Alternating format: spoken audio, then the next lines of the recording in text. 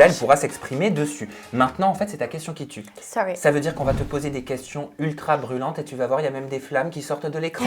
Vas-y, envoie. Voilà. Envoie. Jinda, c'est à toi et on compte sur ta totale franchise, Aurélie Assouline, pour nous répondre. Je sais pas faire autrement. Moi, je vois ce côté franc de toi et je voudrais qu'on regarde une vidéo et j'ai une question après. D'accord. J'en ai parlé avec Océane. Elle m'a dit que soi-disant, elle allait m'aider. De lui parler, d'essayer de calmer les choses, de retrouver une amitié saine. Bah, coup de seum, je pense que comme tout le monde, j'ai pris un taxi, je suis arrivée dans la soirée, je l'ai attrapée par les cheveux et j'ai sorti de la soirée, elle et son copain. Dans cette vidéo, quand même, tu parles de violence envers Océane, mais tu parles aussi, tu laisses un peu sous-entendre quand même qu'elle est un petit peu michto. Alors, est-ce que c'est vrai? Alors, je vais vous dire, et là j'ai vraiment pris du recul et je vais être gentille. Océane, oui, pour moi, On c'est veut pas que tu sois gentil, on veut que tu sois sincère. Je suis sincère, justement. J'aurais pu dire c'est une michto, c'est une conne parce que j'ai les nerfs contre elle. Aujourd'hui, j'en ai parlé avec Océane une fois. Je lui ai dit, Océane, je comprends pas. Tu gagnes très bien ta vie. Et vraiment, j'ai une frustration avec elle. Je lui ai dit, il y a un truc qui me gêne dans notre amitié. C'est que tu ne sors jamais 1 euro. C'est-à-dire que même si moi, je gagne pas forcément ma vie, tu n'as jamais fait le geste pour quoi que ce soit.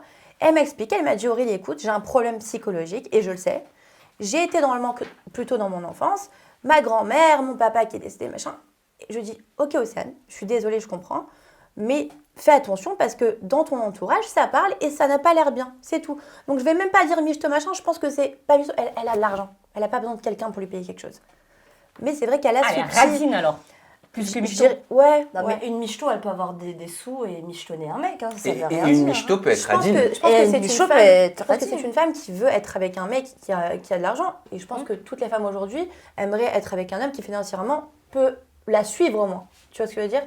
On veut pas être...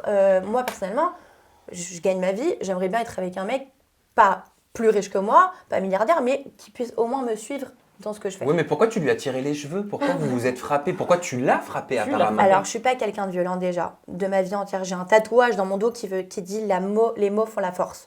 Je n'ai jamais eu une réaction comme ça. Mais j'ai été tellement touchée. Cette personne, je l'aimais, mais plus que tout. Océane arrive à Mykonos. Je lui raconte un petit peu. Elle me dit, Aurélie, je ne t'ai jamais vue aussi amoureuse. Je dis, je sais, il faut que tu m'aides, il faut que tu lui parles. 24 heures après, je les laisse 20 minutes, ils sont en train de se pécho. Ouais. Et tu pars dire à mes copines, mais non, mais si j'avais pas eu un truc aussi fort avec lui, j'aurais jamais fait ça à Aurélie. Mais 24 heures, 20 minutes, je t'ai laissé avec lui. À chaque fois qu'ils étaient ensemble, j'étais là, ils se parlaient. Et elle me dit, quand ils se parlaient, elle me disait qu'elle lui parlait de moi. Donc tu l'as super mal pris. Bah quoi. oui. Ah oui, Mais j'ai vu des messages, c'est bon, Eldor, viens me chercher. Mais pas une copine, bon, ça. Ouais. Il y a des... Mais à quel moment t'as vrillé? Non, le moment où j'ai tiré les cheveux, c'est que je lui ai dit, Océane, s'il te plaît, et je suis quelqu'un, j'ai pris sur moi, je fais, tu peux partir, ça me fait du mal. Elle me dit, je fais ce que je veux, maintenant, tu as Mykonos, chérie, dans mes soirs avec mes copains. Même si c'est moi qui ai levé la main sur moi, les videurs, ils te sortent, toi et ton mec. Et c'est ce qui s'est passé. Et l'autre, mon meilleur ami, qui dit, mais non, c'est une folle, c'est pas mon ex, machin. Donc lui, pareil, à la poubelle. Ouais. Mais en gros, lui, il voulait tirer son coup. Donc en vrai, lui, c'est mon meilleur ami, il me doit rien. C'est la vérité. C'est encore ton meilleur ami Ouais, aujourd'hui? pas du tout, ça fait 4 mois qu'on se parle plus. Après, je suis passée à autre chose, je le croise, j'essaie d'inspirer au moins de la politesse. Mais même ça, tu vois, lui, il est non, bon, écoute. Mais je comprends parce que c'est lui qui m'a fait du mal, pas moi. Donc, Ouais. c'est moi qui ai été touchée. Après, oui, il ne me devait rien, mais même en amitié, tu fais pas ça. Aurélie, je te confie entre les mains de Sabrina. Salut Sabrina, Ça va Aurélie? ça va et toi? Pour le moment, ça va. Je suis pas contente Aurélie. Dis-moi. Vraiment pas contente. Qu'est-ce pas ça? Aurélie, dans Mission Prince et Princesse, tu as refusé de devenir prétendante. Et tu as sorti une phrase qui a quand même fait le buzz, qui a assez buzzé. Tu as dit « Je ne suis pas une petite bouffonne qui va aller me battre pour un mec, moi !» Alors, Ça me rappelle un petit peu mon passé. je sais. Est-ce que tu as l'impression que je suis une bouffonne, Aurélie? Alors, je sais qui. Regarde, Kéline, c'est ma meilleure amie. Et c'est une bouffonne? Et elle a fait prétendante. Ouais. Je ne dis pas que c'est des bouffonnes, je dis juste qu'aujourd'hui, et tu le sais toi aussi, la majorité des filles qui ressortent pas choisies ou machin, elles passent pour des bouffonnes. Et donc, tu as une chance sur 2 de finir comme une bouffonne. C'est comme ça que tu me vois, toi? Non, Ouais, honnêtement, toi, moi, ça me dérange pas. t'as eu de la chance, parce que toi, tu es une fille, tu as réussi à faire en sorte que le mec tombe amoureux de toi. Mais la fille qui est venue avant et qui s'est battue et qu'il jouait avec elle et machin, c'est dur pour cette fille-là. Donc moi, en sachant que je rentre, je ne connais pas le mec, qui me dit que je vais pas être cette fille-là? Donc je ne prendrai pas le risque, que je sois une bouffonne ou pas une bouffonne, de faire ça, parce qu'il y a un risque et je ne veux pas. Aujourd'hui, oui, peut-être que c'est une question d'ego, c'est vrai, mais le mec, je ne le connais pas. Demain, un mec, je sais que c'est qui, machin, je me dis, je peux y arriver, j'y vais. Mais je ne sais même pas avec qui je pars et pour qui. C'est vrai, parce J'ai que pas envie. tous ceux qui ont dit oui, en fait, pour être prétendant ou prétendante, ne savent pas pour qui ils vont dans Mais l'émission. elles veulent juste Donc, faire de ça la veut télé. dire- Donc ça veut dire que déjà, c'est un peu faussé sur leur sincérité. Et Parce Carla qu'ils qui ont te dit, accepté- mais moi je veux juste trouver l'amour. C'est vrai que Magali et Beverly ont eu l'air un petit peu vexés de la phrase que tu as sortie, justement en refusant d'être prétendante. Alors qu'est-ce qui s'est passé en off? Parce qu'en in, c'est ce qu'on a vu, mais en off, du coup, est-ce que vous avez eu un échange après ça? Est-ce que tu as parlé à Magali? J'ai essayé de parler à Magali, elle m'a dit je te rappelle après, elle m'a jamais rappelé. Et Beverly, je la connais pas personnellement. Et D'accord. puis il y a eu beaucoup de monde, donc moi j'ai pas voulu attendre, j'ai pris un taxi, je suis rentrée. Moi, Directement après. j'ai eu ma réponse, je vais rester. Oui, mais tu et attendre. t'attendais à avoir un oui ou pas à la base? Franchement, je m'attendais à avoir un oui, De qui? honnêtement, au moins de Magali. Pourquoi? Parce que, outre d'être mon agent, elle me connaît. Elle sait que je suis quand même une fille sincère, qui recherche vraiment l'amour. J'ai besoin qu'on m'aide à trouver quelqu'un qui est bien pour moi et pas m'envoyer pour un mec que je connais pas. Et donc j'ai été vexée qu'elle aussi me dise non, parce que j'ai été très sincère pendant mais mon si casting. c'est ton agent, excuse-moi, mais quel est l'intérêt de ne pas t'intégrer à l'émission? Parce que derrière, forcément, tu prends en popularité et donc elle peut monétiser plus cher tes placements de produits. Je sais pas, et je me dis est-ce qu'il y avait Sebi Dadji, que Sebi Dadji et moi, je pense qu'on s'aime vraiment pas depuis le début. Pourquoi?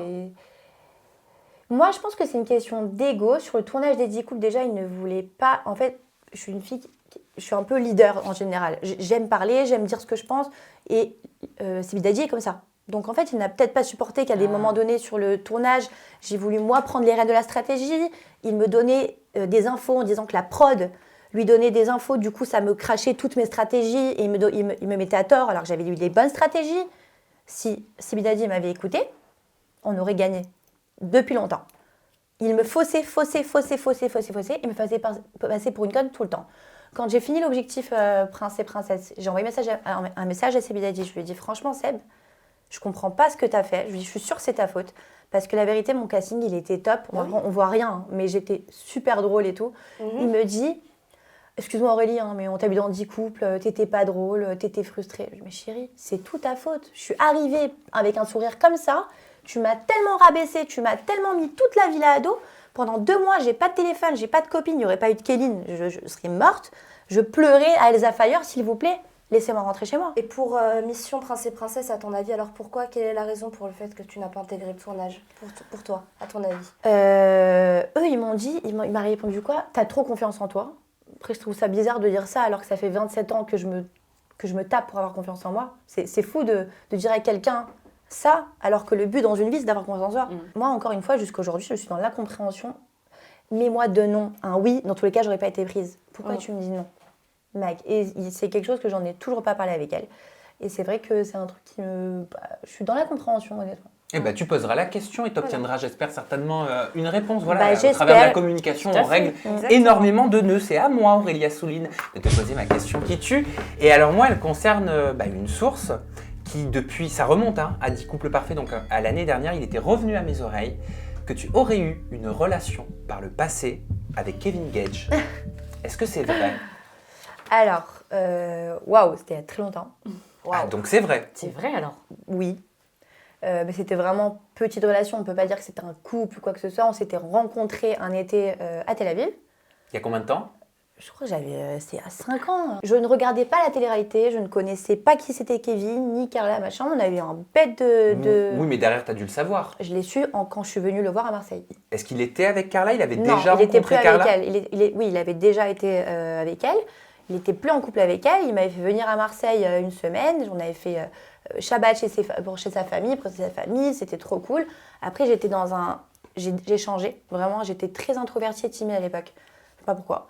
Et du coup, avec Kevin, j'étais pas chez moi, le truc machin. J'étais renfermée et je pense qu'on se faisait un peu chier tous les deux. Et je voyais qu'au bout de 3 jours, il fallait vite que je me casse. Et je sais que lui, à ce moment-là, je sais que Carla lui envoyé des messages.